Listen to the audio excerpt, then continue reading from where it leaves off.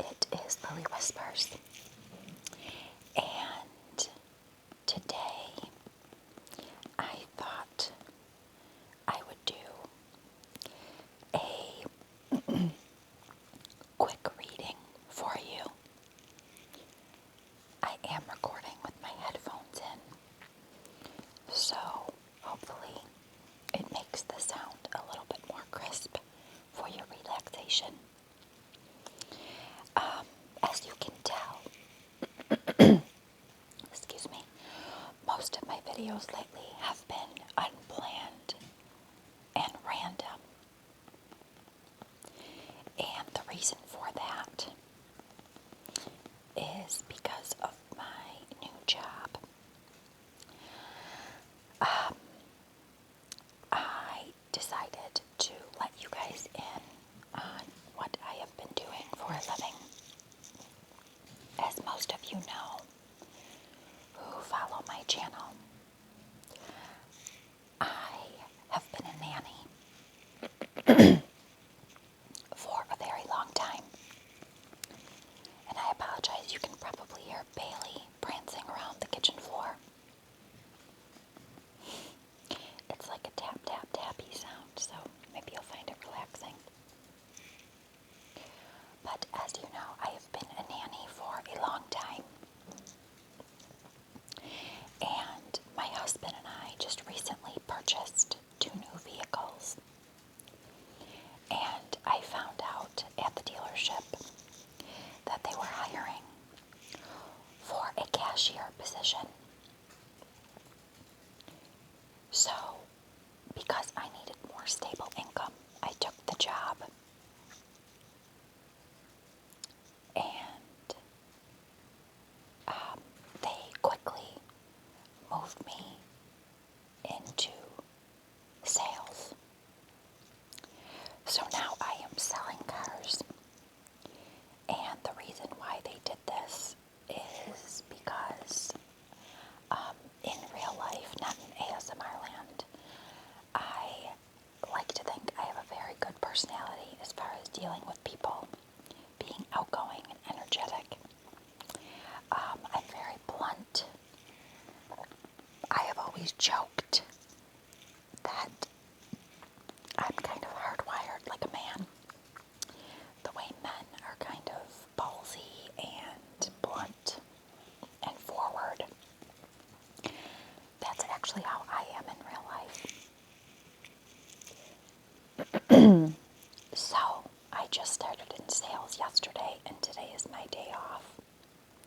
I do have a doctor's appointment later, so I thought I would quickly do a reading for you. And this book I actually found at work, and they let me have it. It is called Love the One You're With. It's very sticky, and it's very crumpled, as you can tell.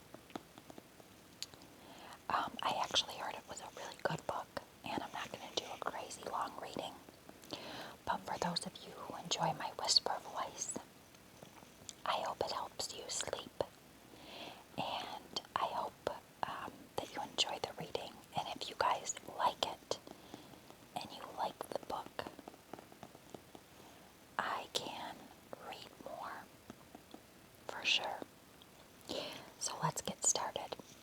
And I will read you the back. And it says, a novel for anyone who has ever wondered, how can I truly love the one I'm with when I can't forget the one who got away? Ellen and Andy Graham have the perfect marriage. There is no question how deep their devotion is, and how naturally they bring out the best in each other. But one fateful afternoon, Ellen runs into Leo, the one who brought out the worst in her, the one who left her heartbroken nearly a decade ago, the one she could never quite forget. When his reappearance ignites long dormant emotions, Ellen begins to question whether the life she's living is the one she's meant to live. So I am going to put my phone down, and the screen will go black because I can't read with one hand. It'll be too hard.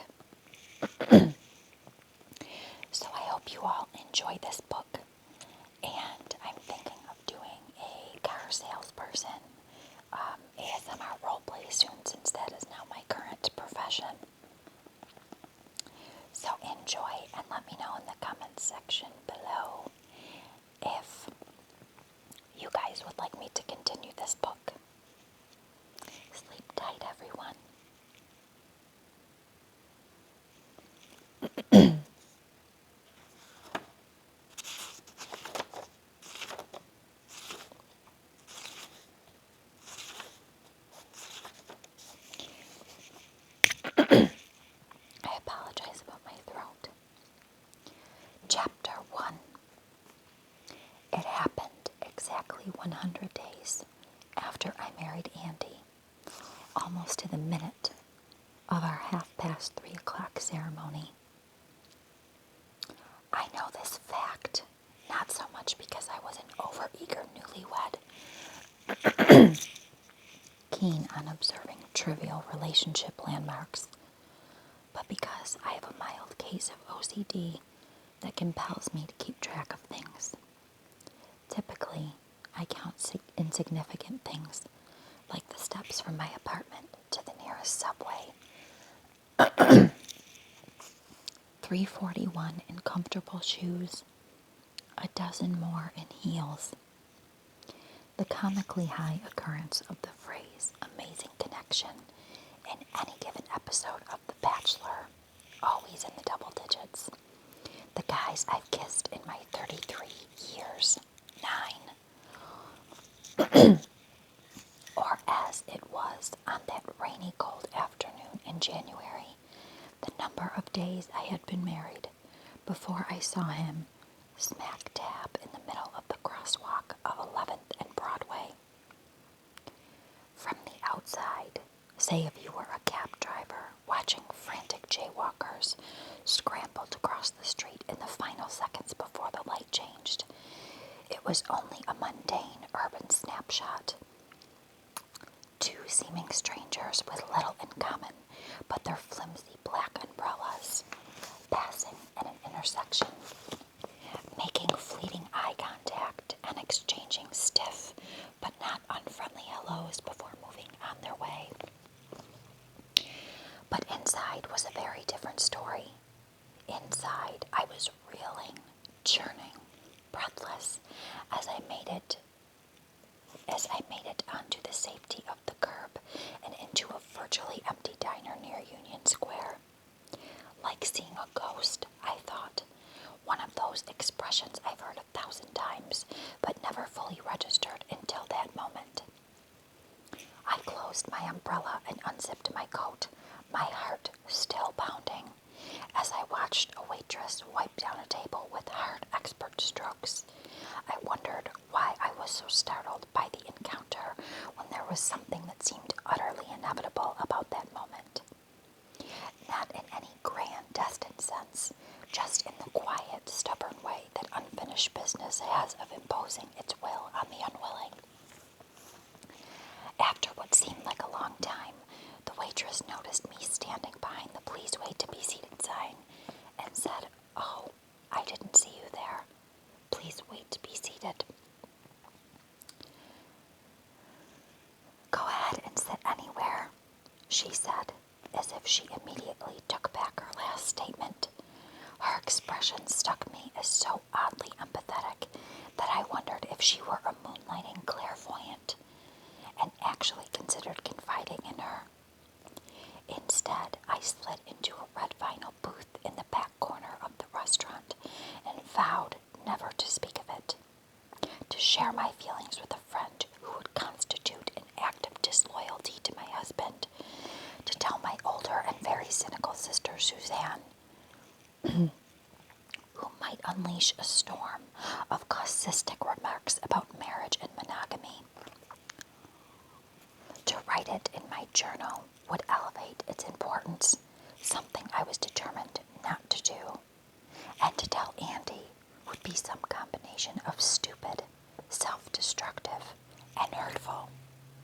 I was bothered by the lie of omission, a black mark on her fledgling marriage, but decided it was for the best. "What can I get you?" the waitress whose name tag read Annie asked me.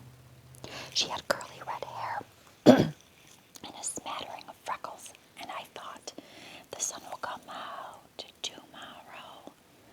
I only wanted a coffee, but as a former waitress, I remembered how deflating it was when people only ordered a beverage, even in a lull in between meals. So I asked for a coffee and a poppy seed bagel with cream cheese. "Sure thing," she said, giving me a pleasant nod. I smiled and thanked her, Then, as she turned toward the kitchen, I exhaled and closed my eyes, focusing on one thing: how much I loved Andy. I loved everything about him, including the things that would have exasperated most girls. I found it endearing the way he had trouble remembering people's names. He routinely called my former boss Fred instead of Frank, or the lyrics to even the most iconic songs. Billie Jean is not my mother. And I only shook my head and smiled when he gave the same bum in Bryant Park $1 a day for nearly a year. A bum who was like a Range Rover driving a con artist. I loved Andy's confidence and passion. I loved his sunny personality that matched his boy next door, blonde, blue-eyed good looks. I felt lucky to be with a man who, after 6 long years with me, still did the half-stand upon my return from the ladies' room and drew sloppy, asymmetrical hearts in the condensation of our bathroom mirror. And he loved me, and I'm not ashamed to say that this topped my reasons of why we were together, of why I loved him back. "Did you want your bagel toasted?" Annie shouted from behind the counter. "Sure," I said, although I had no real preference. I let my mind drift to the night of Andy's proposal in Vale, how he pretended to drop his wallet so that he could, in what clearly had been a much-rehearsed maneuver, retrieve it and appear on bended knee. I remember sipping champagne, my ring sparkling in the firelight, as I thought, this is it. This is the moment every girl dreams of. This is the moment I have been dreaming of and planning for and counting on. Annie brought my coffee, and I wrapped my hands around the hot, heavy mug. I raised it to my lips, took a long sip, and thought of our year-long engagement, a year of parties and showers and a whirlwind of wedding plans. Talk of tulle and tuxedos, of waltzes and white chocolate cake, all leading up to that magical night. I thought of our misty-eyed vows, our first dance to What a Wonderful World, the warm, witty toast to us, speeches filled with cliches that were actually true in our case, perfect for each other, true love, meant to be, etc., etc. I remembered our flight to Hawaii the following morning, and how Andy and I had held hands in our first-class seats, laughing at all the small things that had gone awry on our big day. What part of blend into the background didn't the videographer get? Could it have rained any harder on the way to the reception? Had we ever seen his brother James so wasted? I thought of our sunset honeymoon strolls, the candlelit dinners, and one particularly vivid morning that Andy and I had spent lounging on a secluded half-moon beach called Lumaha'i on the north shore of Kauai, with soft white sand and dramatic lava rocks protruding from the turquoise water. It was the most breathtaking piece of earth I had ever seen. At one point, as I was admiring the view, Andy rested his Stephen Ambrose book on our oversized beach towel, took both of my hands in his, and kissed me. I kissed him back, memorizing the moment, the sound of the waves crashing, the feel of the cool sea breeze on my face, the scent of lemons mixed with our coconut suntan lotion. When we separated, I told Andy that I had never been so happy. It was the truth, but the best part came after the wedding, after the honeymoon, after our practical gifts were unpacked in our tiny apartment in Murray Hill. And the impractical, fancy ones were relegated to our downtown storage unit. It came as we settled into our husband and wife routine, casual, easy, and real. It came every morning as we sipped our coffee and talked as we got ready for work. It came when his name popped into my inbox every few hours. It came at night as we shuffled through our delivery menus, contemplating what to have for dinner and proclaiming that one day soon we'd actually use our stove. It came with every foot massage, every kiss, every time we undressed together in the dark. I trained my mind in on these details, all the details that compromised our first 100 days together. Yet by the time Annie brought back my bagel, I was back in that intersection, my heart thudding again and again. I suddenly knew that in spite of how happy I was to be spending my life with Andy, I wouldn't soon forget that moment, that tightness in my throat, as I saw his face again. Even though I desperately wanted to forget it, especially because I wanted to forget it. I sheepishly glanced at my reflection in the mirrored wall beside my booth. I had no business worrying about my appearance, and even less business feeling triumphant upon the discovery that I was, against all odds, on an afternoon of running errands in the rain, having an extraordinarily good hair day. I also had a rosy glow, but I told myself that was only the cold that had flushed my cheeks and nothing else. And that's when my cell phone rang, and I heard his voice, a voice I hadn't heard in 8 years and 16 days. "Was that really you?" he asked me. His voice was even deeper than I had remembered.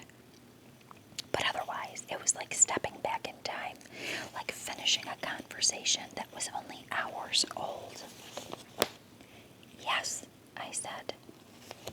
"So," he said, "you still have the same cell number?" Then, after a considerable silence, one I stubbornly refused to fill, he added, "I guess some things don't change." "Yes," I said again, because much as I didn't want to admit it, he was sure right about that. That is the end of chapter 1. And I hope that you guys enjoyed it. My girlfriend had read that book, and I heard that it was fantastic. I'm actually just going to open a peppermint hard candy right now. And if you guys like, I can ramble for a few minutes. So let me know in the comments below if you guys would like to hear more of that book. And if you would, maybe I'll do a series on reading it and we can read it together.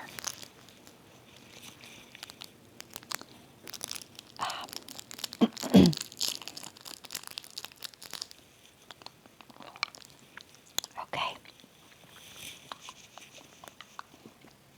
So, really quickly,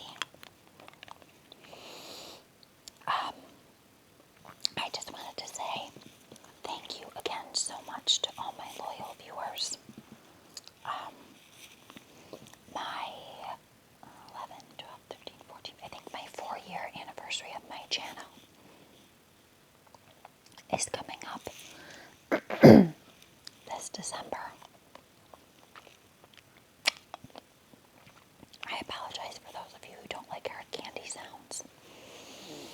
I'm really not a food gum chewing candy type ASMR person. I really, really enjoy my favorite ASMR role plays